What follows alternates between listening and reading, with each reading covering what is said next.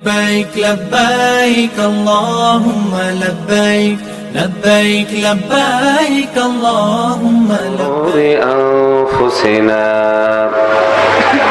ومن سيئات أعمالنا من يهد الله فلا مضل له ومن يضلله فلا هادي له وأشهد أن لا إله إلا الله وأشهد أن محمدا عبده ورسوله أرسله بالحق بشيرا ونذيرا وداعيا إلى الله بإذنه وسراجا منيرا أما بعد فقد قال الله تبارك وتعالى أعوذ بالله من الشيطان الرجيم بسم الله الرحمن الرحيم يوم يفر المرء من أخيه وأمه وأبيه وصاحبته وبنيه وقد قال رسول الله صلى الله عليه وسلم الطهور شطر من الإيمان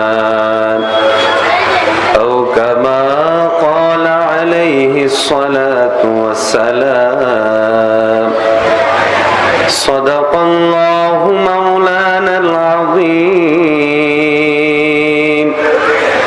وصدق رسوله النبي الكريم ونحن على ذلك من الشاهدين والشاكرين والحمد لله رب العالمين বর্তমানে সারা পৃথিবীতে সবচেয়ে বেশি যে বিষয়টা আলোচিত সেটা হচ্ছে করোনা ভাইরাস।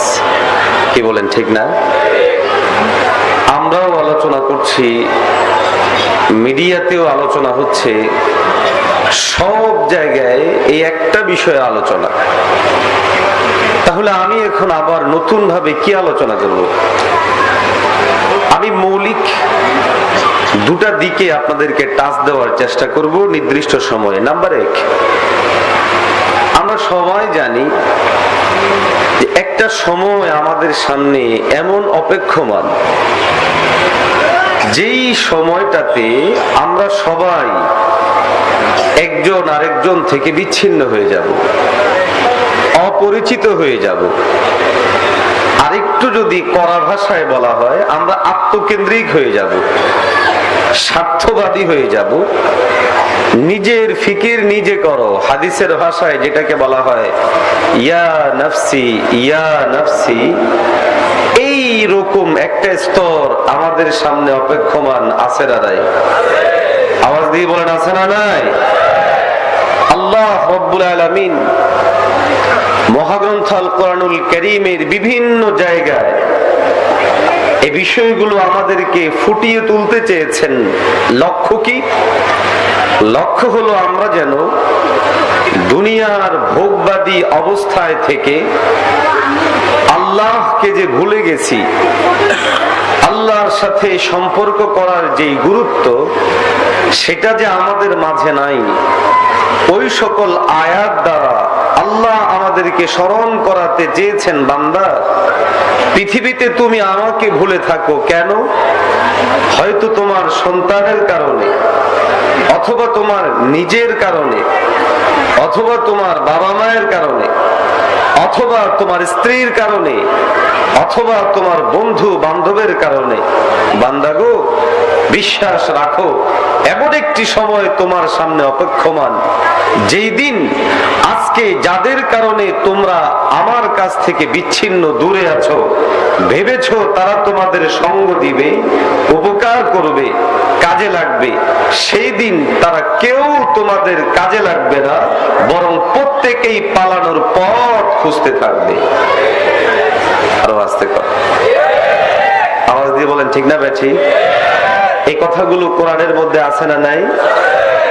আল্লাহু তাবারাকা ওয়া তাআলা ইয়াসআলু আইয়ানা ইয়াউমুল কিয়ামাহ ফাইদা বারিকাল বাসারু ওয়া খাসাফাল কমারু ওয়া জুমিআশ শামসু ওয়াল কমার ইয়াকুলুল ইনসান ইয়াকুলুল ইনসানু ইয়াউমাইদিন আইনাল মাফার।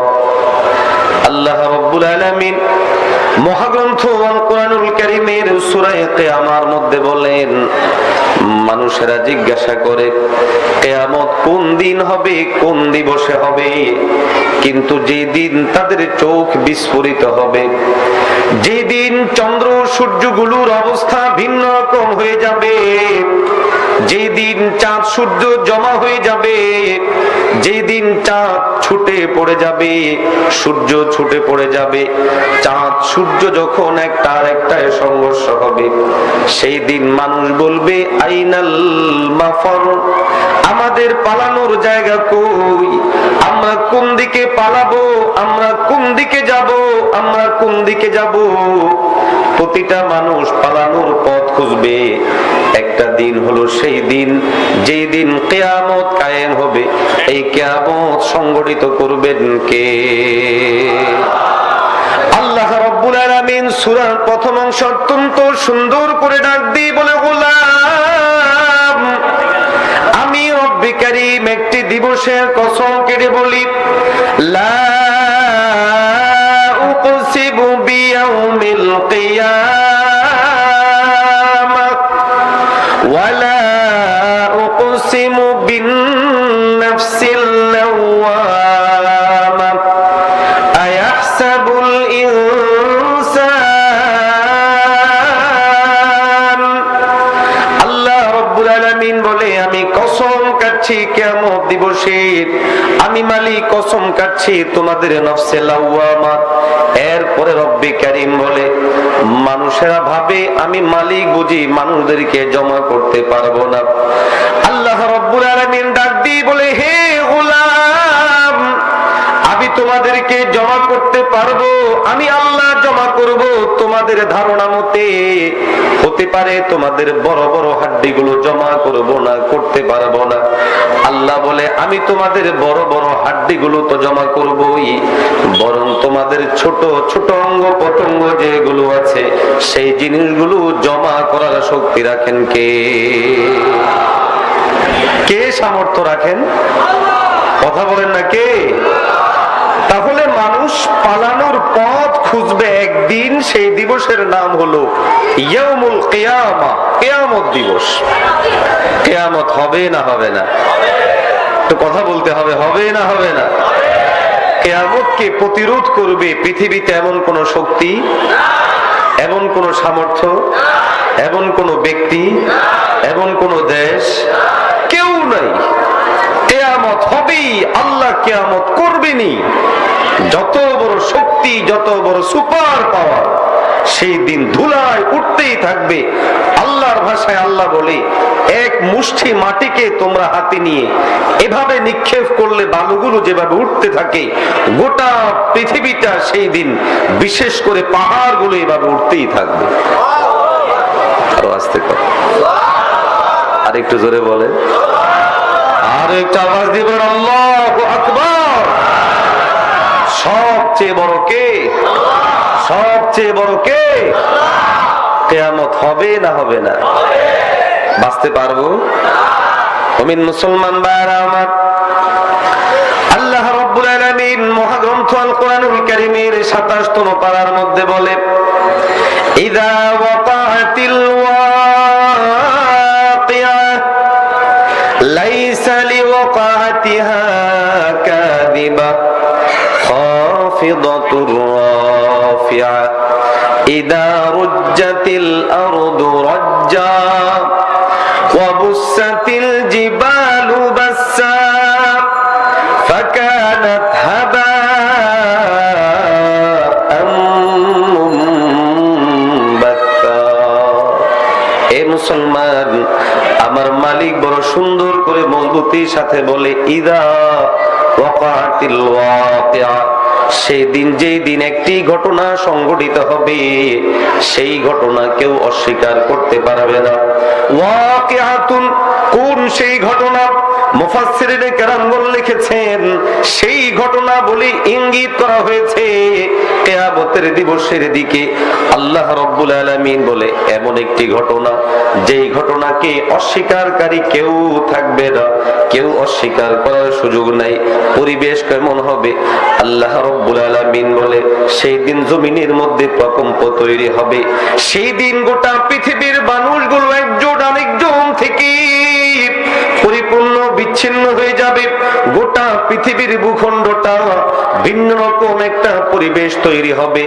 আল্লাহ রাব্বুল আলামিন অন্য আয়াতের মধ্যে বলে, ইদা জুলজিলাতিল আরদু জিলজালাহা ওয়া আখরাজাতিল আরদু আসকালাহা ওয়া ক্বালাল ইনসানু মা লাহা। সেই দিন প্রকম্প হবে, কঠিনতম প্রকম্প। ভূমিকম্পের আরবি হলো জিলজাল। জিলজাল, জিলজাল প্রকম্প হওয়া, প্রকম্পিত হওয়া। আল্লাহ রাব্বুল আলামিন সূরা জিলজালের মধ্যে কিয়ামত সম্পর্কে কিছু ইঙ্গিত দিয়েছেন। সূরা ওয়াকিয়ার মধ্যে কিয়ামত সম্পর্কে ইঙ্গিত দিয়েছেন। সূরা কিয়ামার মধ্যে আল্লাহ রাব্বুল আলামিন কিয়ামত সম্পর্কে ইঙ্গিত দিয়েছেন। সূরা কারিয়ার মধ্যে আল্লাহ রাব্বুল আলামিন কিয়ামত সম্পর্কে ইঙ্গিত দিয়েছেন। সব জায়গার সারমর্ম হলো কিয়ামত হবেই হবে, অস্বীকার করার কেউ থাকবে না। সেই দিন যদি কেউ বলে, আজকে আমাদের অনেকেই বলে প্রাকৃতিক দুর্যোগ আমরা ঠেকিয়ে দিব বোমা মেরে, বলে কি বলে না? যদি বলেন না নাউজুবিল্লাহ। প্রাকৃতিক দুর্যোগ এই শব্দ, এটা প্রথমে একটা কুফরি শব্দ। দ্বিতীয় নাম্বার আমরা ঠেকিয়ে দিব, এটা দ্বিতীয় নাম্বারের কুফরি শব্দ। আমরা প্রতিরোধ করব এই ধরনের সব কিছু, কোন মুসলমানের মুখ থেকে বের হতে পারে না। ঠেকালে আজকে করোনা ভাইরাসকে ঠেকাও, কথা বলেন। আপনার রাগ নেই কি আমার উপর? কেউ ঠেকাতে পারবে? ও মুসলমান, আমার মালিক বলে, আল কারিআহ, করুন মানে হলো ঠক ঠক করা। মানুষ যখন ঘরের মধ্যে প্রবেশ করতে চায়, ঠক ঠক করে আওয়াজ দেয়। আওয়াজ দেন, ঠিক না ভাই? ঠিক। আল্লাহ রাব্বুল আলামিন বলে, আল কারিআতু মাল কারিআহ ওয়া মা আদরাকা মাল কারিআহ ইয়াউমা ইয়াকুনুন নাসু কাল ফারাশিল মাবসুস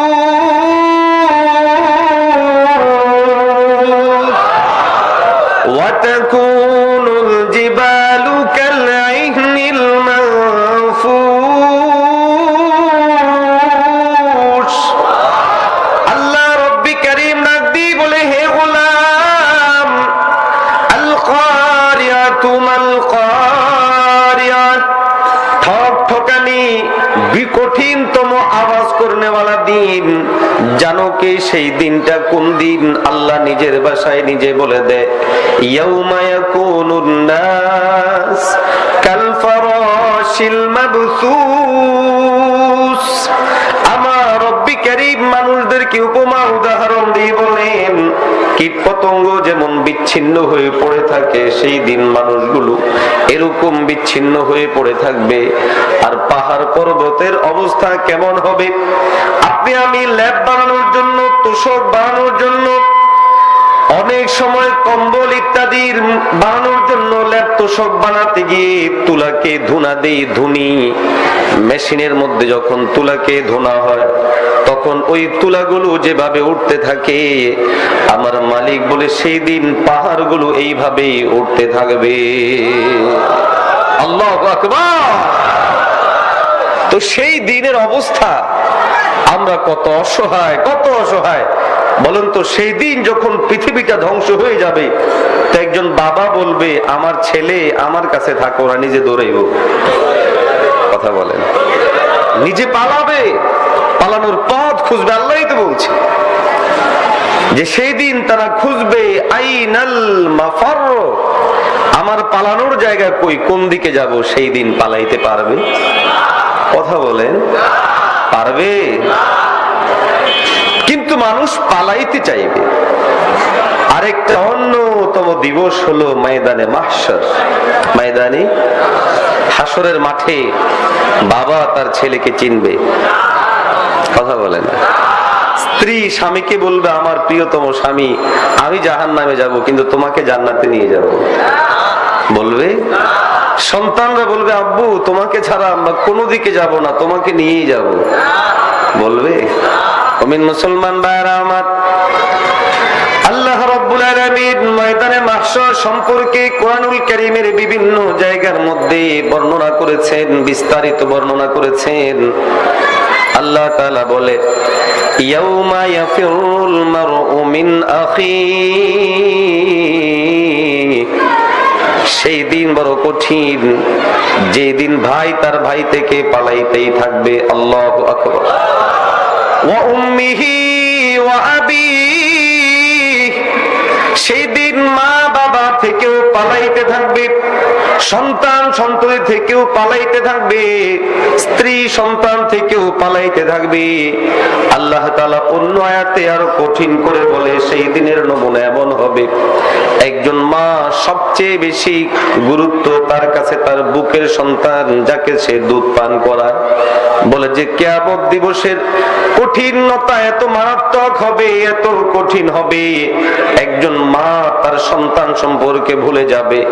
এমনকি গর্ভধারিণী মা তার গর্ভপাত হয়ে গেলেও টের পাবে না, পেরেশান আর পেরেশান হয়ে যাবে।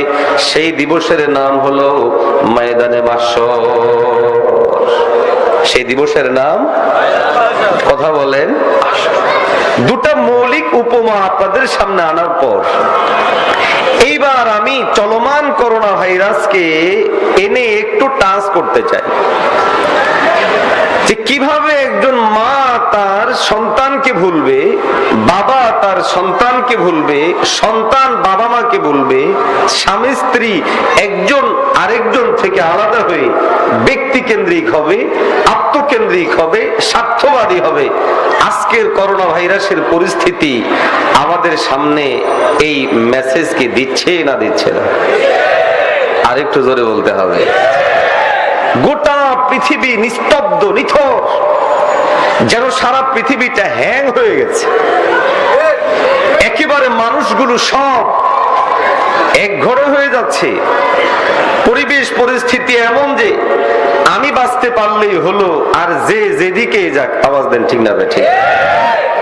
চীনের যেই চরম পরিস্থিতি আমরা দেখেছি, আমি জানি না সে তথ্যগুলো কতটা সঠিক, তবে যে বিষয়গুলো এসছে এর মধ্যে এটাও একটা বিষয় ছিল যে চীনা সরকার তাদের আদালতের কাছে অনুমতি চেয়েছে যেন 20,000 মানুষকে তারা মেরে ফেলবে এই করোনা ভাইরাস থেকে সবাইকে মুক্তি দেওয়ার জন্য।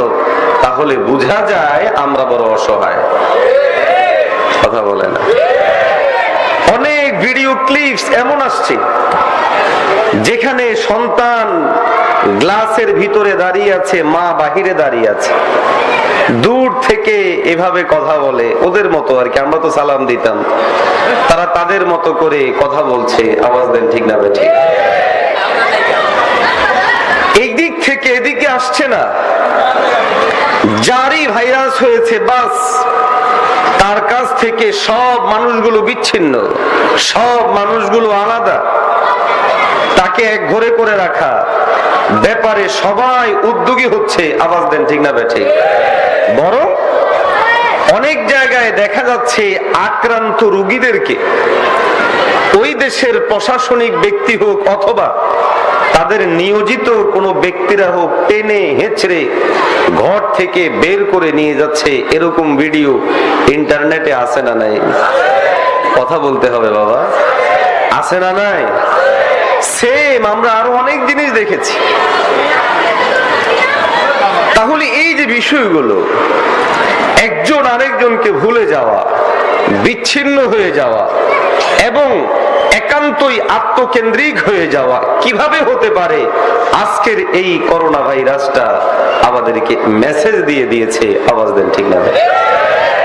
আরো একটা যেই বড় মেসেজ আমি আমার জন্য নিয়েছি, আপনাদেরকেও নিতে বলবো, সবাইকেই নিতে বলবো, সেটা হলো আমরা যে আসলে কত দুর্বল, কত দুর্বল, এবং আমাদের সৃষ্ট যাবতীয় বস্তুগুলো কত শক্তিহীন, কত অকেজু, কত অকার্যকর।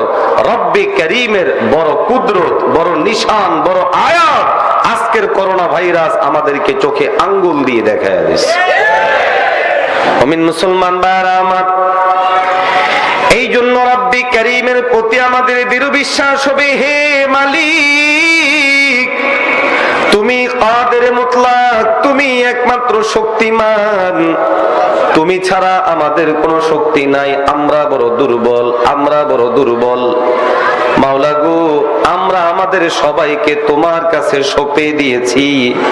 মালিক, যতদিন দুনিয়ার মধ্যে তুমি রাখো কতদিন বাঁচতে পারবো। যেদিন তুমি নিয়ে যাইবা সেই দিন গোটা পৃথিবীর কোন শক্তি আমাদেরকে বাঁচিয়ে রাখতে পারবে না। এই জন্য আমার মালিক অত্যন্ত সুন্দর করে ডাক দিয়ে বলে, হে গোলাম, আমি চাই তোমাদের জন্য বিষয়গুলোকে হালকা করে দিই, সহজ করে দিই, কেননা আমি জানি তোমরা মানুষ বড় বড় অসহায়, বড় দুর্বল। আল্লাহ বলে, ওয়া খুলিকাল ইনসানু দাঈফা, আল্লাহ বলে আমি মালিক মানুষ বানাইছি, কেমন করে বানাইছি আমি আল্লাহ জানি। আল্লাহ বলে আমি মানুষ বানিয়েছি বড় দুর্বল করে মানুষ বানাইছি। ও মুমিন, আমরা কত দুর্বল, কত দুর্বল। আজকের দিনের করোনা ভাইরাস আমাদেরকে জানান দিয়ে দিল। প্রতিদিন আপনি আমি যখন ঘুমাই তখন আমি বুঝতে পারি আমরা কত দুর্বল।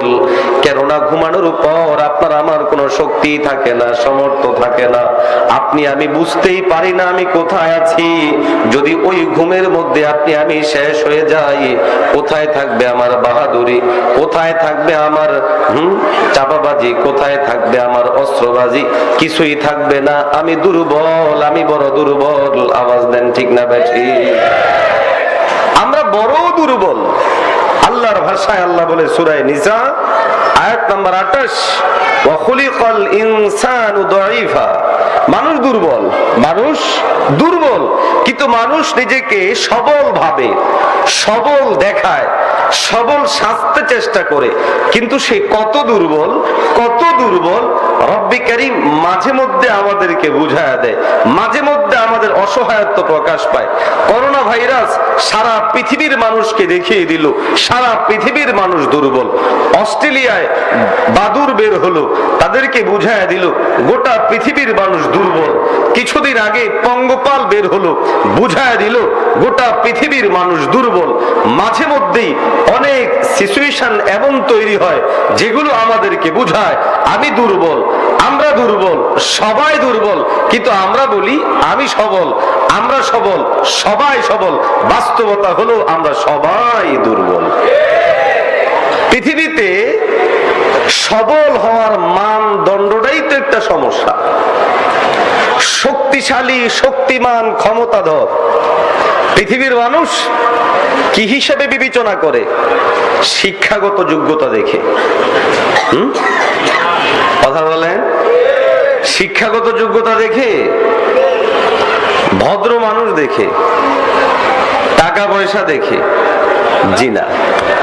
গোটা পৃথিবীর বাস্তবতা এটা আপনি আঞ্চলিক রাজনীতি বলেন অথবা পরিবেশ বলেন, ইন্টারন্যাশনাল রাজনীতি বলেন অথবা পরিবেশ বলেন, সব জায়গায় কে শক্তিমান কে শক্তিশালী এটার মানদণ্ড ভদ্রতা দিয়ে না, শালীনতা দিয়ে নয়, অর্থ দিয়েও না, জনতা দিয়েও না, সীমান্ত দিয়েও না, বরং গোটা পৃথিবীর মানুষ একজন আরেকজনকে শক্তিশালী যেই বস্তুগুলোর মাধ্যমে নির্ণয় করে, সেই বস্তুগুলোর সবগুলোই ক্ষতিকর বাজে। সেই বস্তুগুলা হলো যার যত অস্ত্রগত দিক থেকে শক্তি সেই তত বড় শক্তিশালী। কথা বলে নাকি ভুল বলেছি? যেমন একটি দেশের কাছে 100টি পারমাণবিক বোমা আছে, আরেকটি দেশের কাছে 150টি পারমাণবিক বোমা আছে। যাদের কাছে 100 পারমাণবিক বোমা আছে সেই দেশের সব মানুষ ভদ্র, সব মানুষ শিক্ষিত, সব মানুষ শালীন।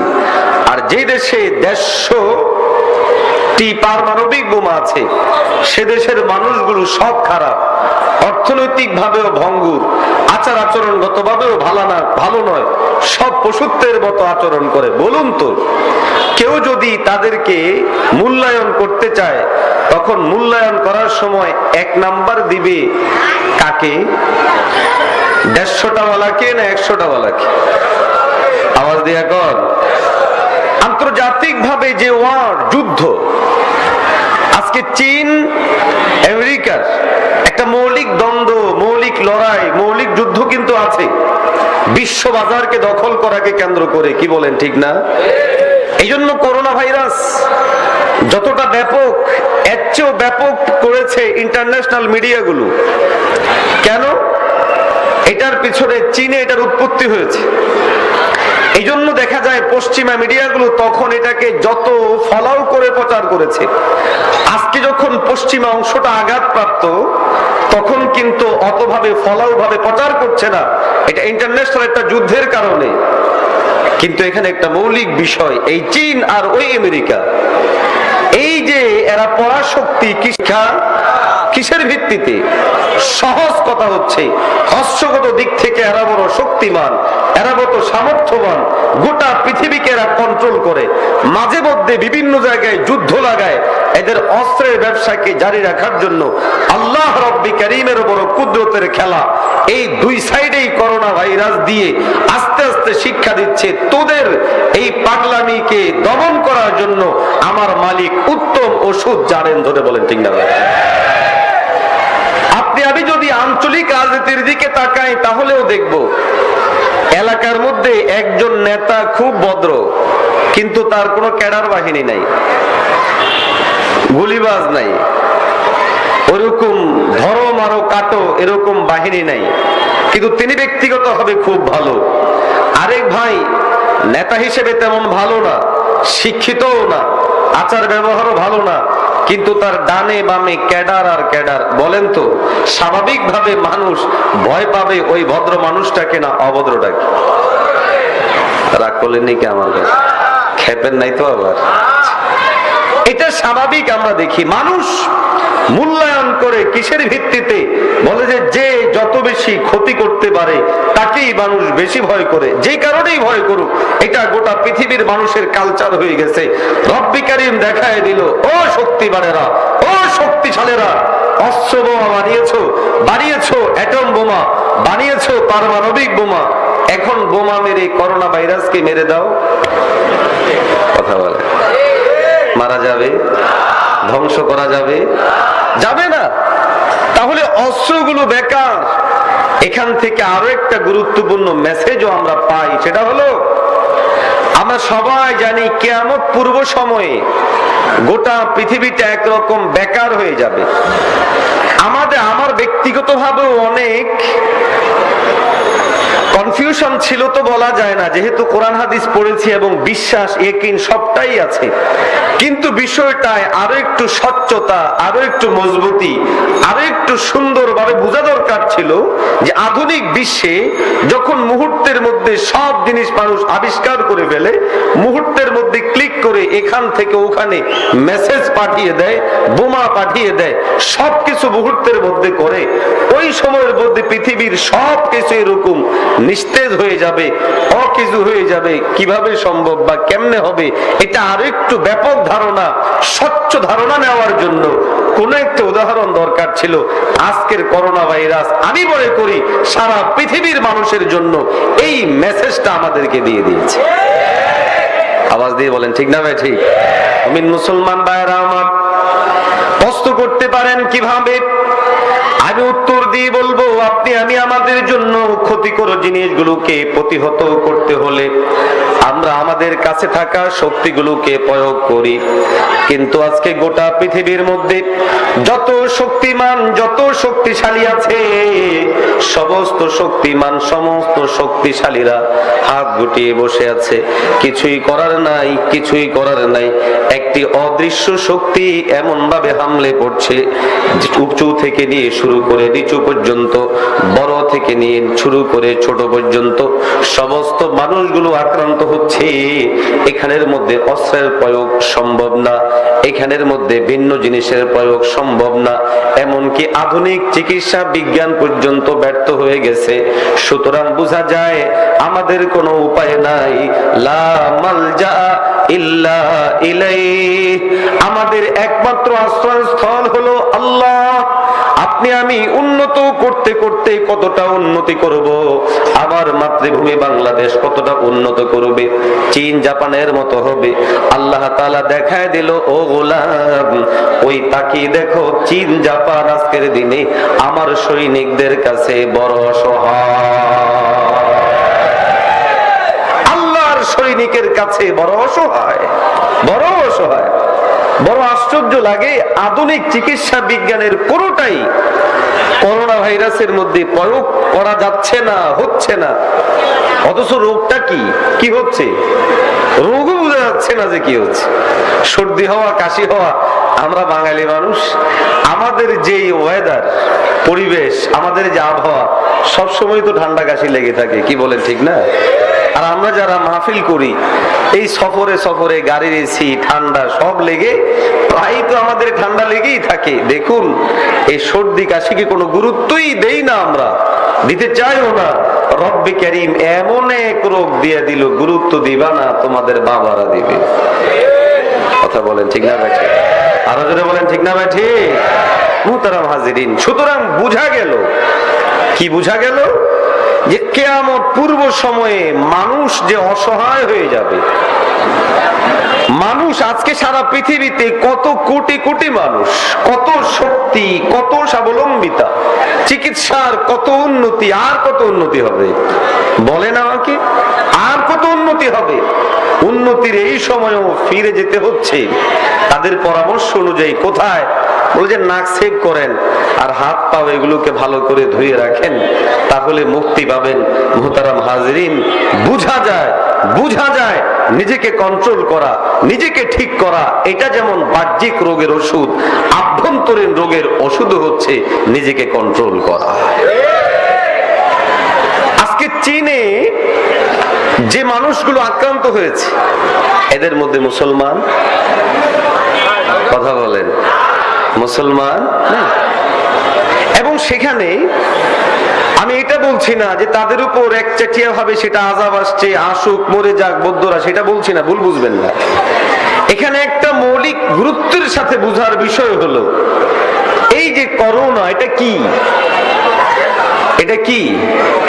ইসলামী শরঈ দৃষ্টিকোণ থেকে এটাকে বলা হয় তাউন, আরবিতে বলে তাউন বা মহামারী। এই মহামারী গুলো আমরা জাস্ট মহামারী হিসেবে জানি, কিন্তু ইসলামের দৃষ্টিকোণ থেকে এই মহামারী গুলোর বিশেষ গুরুত্ব রয়েছে, বিশেষ মেসেজ রয়েছে। এটা যে কারো উপর হতে পারে, মুসলমানদের উপরেও মহামারী আসতে পারে। কথা বোঝেন না? মানে মুসলমানদের উপর মহামারী আসতে পারে, বিধর্মীদের উপরেও মহামারী আসতে পারে। মুসলমানের উপর মহামারী আসা আর বিধর্মীর উপর মহামারী আসা এক বরাবর না। মহামারীটা হচ্ছে মিন আয়াতিল্লাহ, আল্লাহর নিদর্শন। আল্লাহ তাআলা এই মহামারী দিয়ে, আল্লাহ তার কুদরত বান্দার সামনে দেখায় দিতে চায়, ও বান্দা তুমি যত শক্তিশালী হও, যত জ্ঞানী হও, যত পাওয়ারওয়ালা হও, আমার পাওয়ারের কাছে তুমি কিচ্ছু না, তুমি একটা পাওয়ারলেস। এটা প্রথম মেসেজ। দ্বিতীয় মেসেজ হলো, মহামারী যখন কোন কুফফারের উপর আসে, রব্বি কারীমের পক্ষ থেকে এটা আযাব। হাদিস সহিহ বুখারী শরীফের মধ্যে আল্লাহর হাবিব বলেছেন, আর যদি মহামারী কোন মুসলমানের উপর আসে সেটা রহমত। সুবহানাল্লাহ। এখন হয়তো আপনাদের প্রশ্ন হবে, হুজুর একই জিনিস, মহামারী মুসলমানের উপর আসলে এটা রহমত, কাফেরের উপর আসলে এটা আযাব, কেমন করে হলো? ঘটনা তো বুঝলাম না। একই জিনিস মুসলমানের উপর পড়লে হয়ে যাচ্ছে রহমত, কাফেরের উপর পড়লে হয়ে যাচ্ছে আযাব। কেউ কেউ হয়তো আমাদেরকে বলবে যে আপনারা আসলে এক্ষেত্রে গোঁড়ামি করেন, বলতে পারে না পারে না। আমরাও অনেক সময় না বুঝে, হাদিসের ভাষ্যগুলো না বুঝে অনেক সময় অভিযোগ করে বসি। বিষয়টা বোঝানোর জন্য আমি আপনাদেরকে ছোট্ট একটা উদাহরণ দিচ্ছি। মুসলমানদের মূল লক্ষ্য শুধু পৃথিবীতেই সীমাবদ্ধ, বরং মুসলমানদের মূল লক্ষ্য, আওয়াজ দিয়ে বলেন, আখিরাত। আওয়াজ দিয়ে বলেন। সারা দুনিয়ার যত কুফফাররা আছে, এই কুফফারদের পৃথিবীতে যত সুখ, যত সমৃদ্ধি সব শেষ। দুনিয়ার পরে তাদের জন্য আর কোনো ওয়াদা, আর কোনো আশা, আর কোনো প্রাপ্তি। এখন বুঝুন, মুসলমান যখন কোনো আযাবের কারণে মারা যায়, তখন তার জন্য স্থায়ী যে সুখ, সেই সুখ প্রাপ্তির জন্য রাস্তাটা ওপেন হয়ে যায়। সুতরাং এটা ওই মুসলমানের জন্য রহমত। আর এই কাফের, পৃথিবী তার জন্য সুখ রাজ্য ছিল, এই রাজ্যটা তার শেষ হয়ে গেল। আগামী যে কয়েকদিন বাঁচার টার্গেট ছিল সেটাও এই আযাবের কারণে শেষ। তো পৃথিবীর যে সুখ এটা ক্লোজ হয়ে গেল। আখিরাতের যে সুখ সেটা তো আগেই শেষ। সুতরাং এই জন্য তার জন্য এটা হয়ে গেল আযাব। এই জিনিসটা বোঝার জন্য বাহ্যিক একটা উদাহরণ দিচ্ছি। মনে করুন এক জায়গার মধ্যে বসে আছে দুইজন মানুষ, একজন কাফের, একজন মুসলমান। ওই বস্তুটা পড়ে দুজন মারা গেল। কারণ একটাই, সেটা কি? কোনো একটা বস্তু পড়ে মারা যাওয়া। কিন্তু সেখানে যদি মুসলিম, এই অতর্কিত অ্যাক্সিডেন্টে কেউ মারা গেলে শরীয়ী পরিভাষায় তাকে হুকমান শহীদ বলা হয়। এই লোকটা অতর্কিত ভাবে মারা যাওয়ার কারণে শহীদ হলো। আর যে ব্যক্তি শহীদ হবে তার জন্য জান্নাতের রাস্তা ওপেন হয়ে যায়। ঠিক তেমনি ভাবে সহিহ বুখারী শরীফের সুস্পষ্ট বর্ণনা, কোন মুসলমান যদি মহামারীতে আক্রান্ত হয়ে মারা যায়, আমার রব তার জন্য জান্নাতের রাস্তা ওপেন করে দেন। সেই বান্দা আল্লাহ রব্বে কারীমের কাছে শহীদের হুকুমে পরিগণিত হয়। আওয়াজ দিয়ে বলেন সুবহানাল্লাহ। তাহলে মহামারী আসলে আতঙ্কিত হওয়া যাবে, আল্লাহকে গালমন্দ করা যাবে, মন খারাপ করা যাবে না। এখানে একটা গুরুত্বপূর্ণ বিষয়, আজকে আপনি আমি মহামারী করোনা নিয়ে কত টেনশন, ঠিক না? আরে কথা বলে না, না ভুল বললাম? রাষ্ট্র পেরেশান, সমাজ পেরেশান। কেউ কেউ আবার একটু আগ বেড়ে মসজিদে আসার ব্যাপারেও অনেক নিয়ম নীতি নিজেরাই জারি করতেছে। কথা বলেন, আছে না? কেউ অসুস্থ হলে মসজিদে আসবে না, একান্ত মহামারী দেখা দিলে ভিন্ন হিসাব হবে।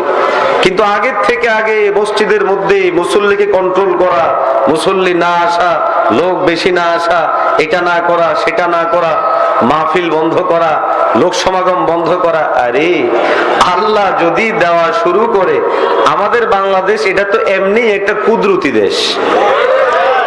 আমার কথা বলেন, আওয়াজ দিয়ে বলেন, ঠিক না ভাই? ঠিক। এখানে অনেক বিদেশিরা আসলে মানুষ তাকে আর বলে এগুলা বাইচা রয়েছে কেমনে?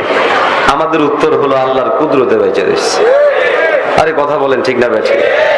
বড় বিভিন্ন এলাকায় যেখানে প্রচন্ড ঘন জনবসতি, আমি তো মনে করি ওই সকল জনবসতি গুলোই প্রমাণ বহন করে আল্লাহ যারে চায় সে বাঁচবে, যারে চায় না সে বাঁচতে পারবে না, সে মরে যাবে। এটা আমাদের প্রথম বিশ্বাস। কিন্তু তাই বলে আবার লাগামহীন হওয়া যাবে না। ওরা যেরকম ভাবে কুকুর, বিড়াল, শুকুর খাওয়া শুরু করেছে, আমরা এগুলো খাইতে পারবো? আরে কথা বলে না। সতর্ক হতে হবে। ইসলামে সতর্কতার কোনো বিকল্প নাই, প্রথম এবং শেষ কথা হচ্ছে সতর্কতা। সতর্ক থাকতে হবে। বাকি এই মহামারীকে কেন্দ্র করে যে আতঙ্ক, যে একটা অবস্থা, মানে খুব মারাত্মক কিছু সিচুয়েশন, আল্লাহর কাছে শুকরিয়া আদায় করি এবং আমরা আশা করি ইনশাআল্লাহ আমাদের মাতৃভূমি বাংলাদেশকে আল্লাহ রব্বি কারীম হেফাজত করবেন।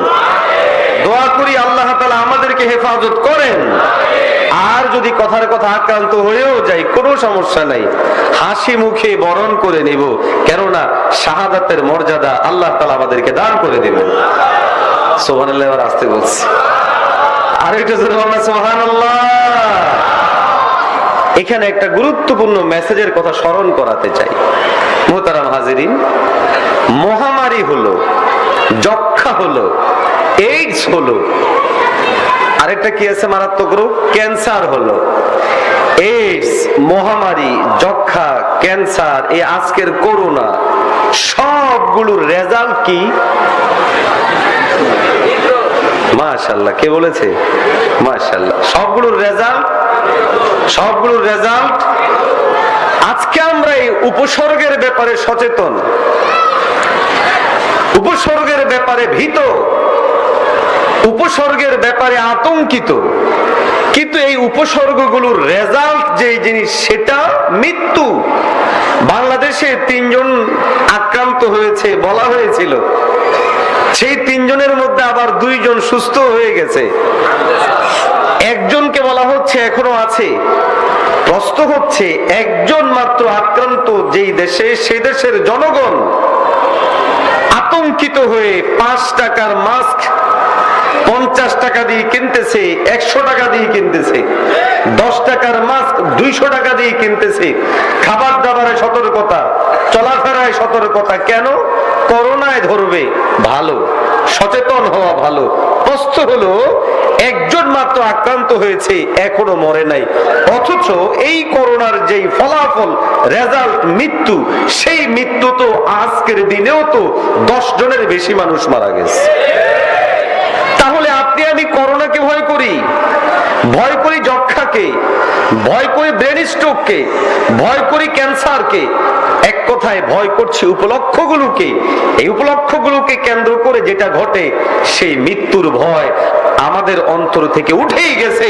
এই জন্য রাতের গভীর পর্যন্ত এখনো মানুষ গান বাজনা চালায়, এখনো মদখোরেরা মদ খায়, এখনো গাঞ্জাখোরেরা গাঞ্জা টানে, এখনো সুদখোরেরা সুদের উপর টাকা লাগায়, এখনো জেনাখোরেরা জেনাকারী করেই যাচ্ছে। ধরে বলেন ঠিক না ঠিক?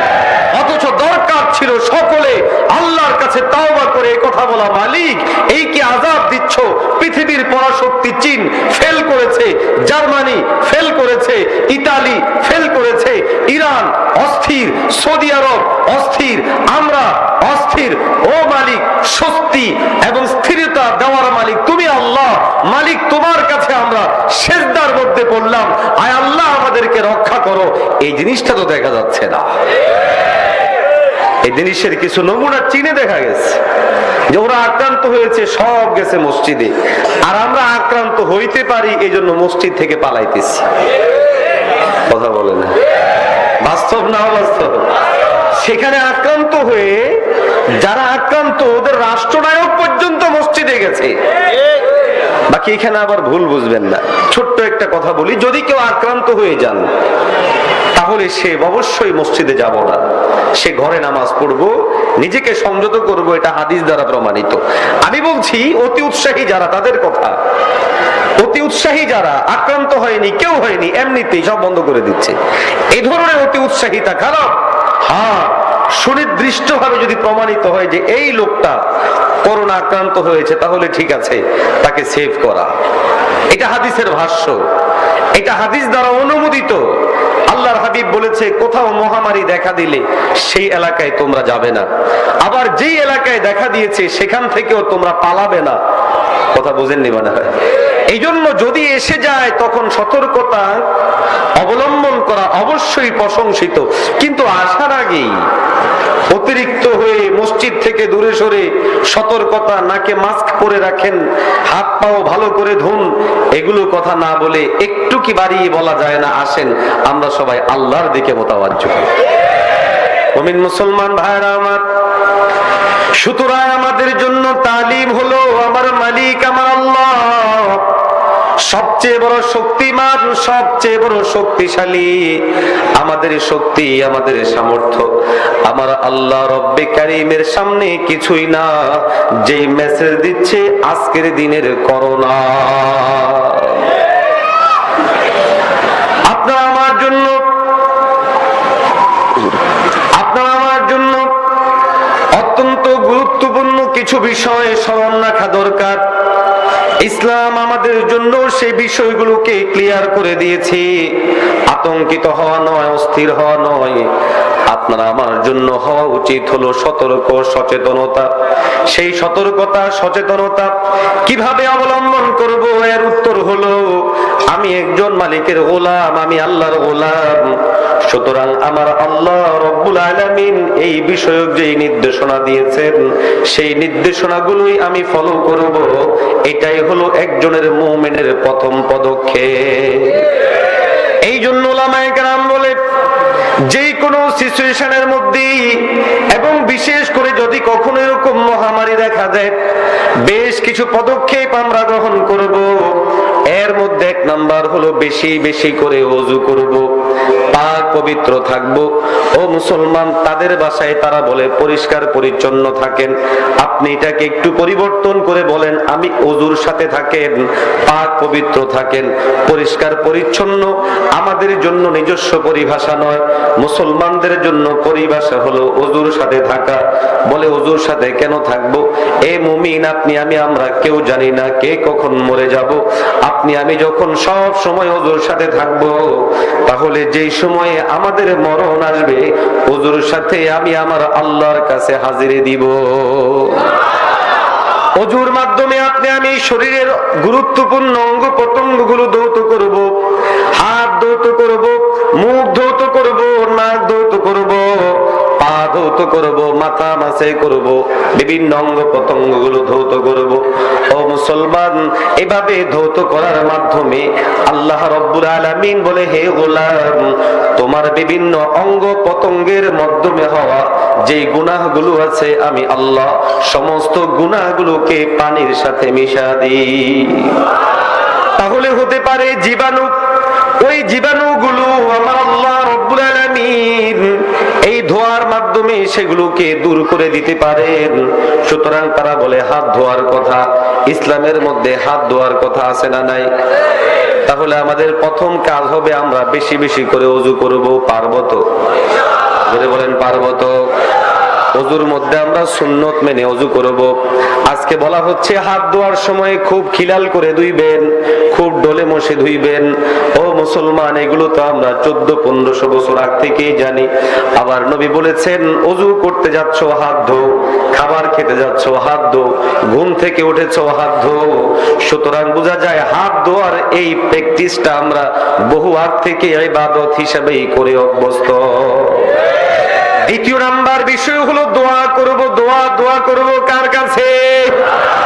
না কোনো মাজারে, কোনো কবরে, কোনো মন্দিরে, কোনো পীরের কাছে না, না, আমি দোয়া করব ফানা চাইবো একমাত্র কার কাছে? এখন কোন বিজ্ঞান মনস্কা ভাইয়েরা বলে হায়রে সারা দুনিয়ার মধ্যে ভাইরাসে ভরে গেছে, অ্যান্টিভাইরাস আবিষ্কার করা দরকার। মোল্লা মৌলবীদের কোনো কাজ নাই, তারা আছে দোয়া দুরুদের মধ্যে। আমরা বলি বন্ধু দোয়া দুরুদের মধ্যেই থাকবো, এই দোয়া দুরুদের মধ্যেই নাজাত রেখে দিয়েছেন কে? একজনের সাথে আরেকজন আলেমে দ্বীনের তর্ক হচ্ছিল ভাইরাস আর অ্যান্টিভাইরাস নিয়ে। বলে হুজুর আপনাদের কোনো কাজ নেই, কি হয়েছে? এই কঠিনতম মুহূর্তের মধ্যেও আপনারা দোয়া নিয়ে ব্যস্ত, জার ফুক নিয়ে ব্যস্ত। এই পারলে অ্যান্টিভাইরাস আবিষ্কার করেন, না হয় চুপচাপ বসে থাকেন। হুজুর কোনো কথাবার্তা না বলে হুট করে একটা গালি মেরে দিচ্ছে। কি বলছি বলেন না? গালি গালি। আচ্ছা, আমি যদি স্টেজে বসে আপনাদেরকে গালি দিই, স্বাভাবিক না অস্বাভাবিক? কথা বলেন, আপনাদের কাছে খারাপ লাগবে না? কেন? আপনারা আমার কাছে গালি আশা করেন না, কিন্তু গালি হুজুর দিয়ে দিল। তখন সেই বিজ্ঞান মনস্কা লোকটা বলে, এখন আর ভাইরাস অ্যান্টিভাইরাসের আলোচনা বাদ, এখন বলে যে হুজুর আপনি আমাকে গালি দিলেন। কই দিলাম? তার রাগ বাড়লো না কমলো? তো দিলাম তো কি হয়েছে? তার রাগটা আরো বেড়ে গেল। সে যত রাগে হুজুর তত হাসে। রাখতে রাখতে যখন চূড়ান্ত পর্যায়ে গেল, এইবার হুজুর তাকে বলে, ভাই রে, আমি তোমাকে মারছি? কয় না। থাপ্পড় দিছি? কয় না।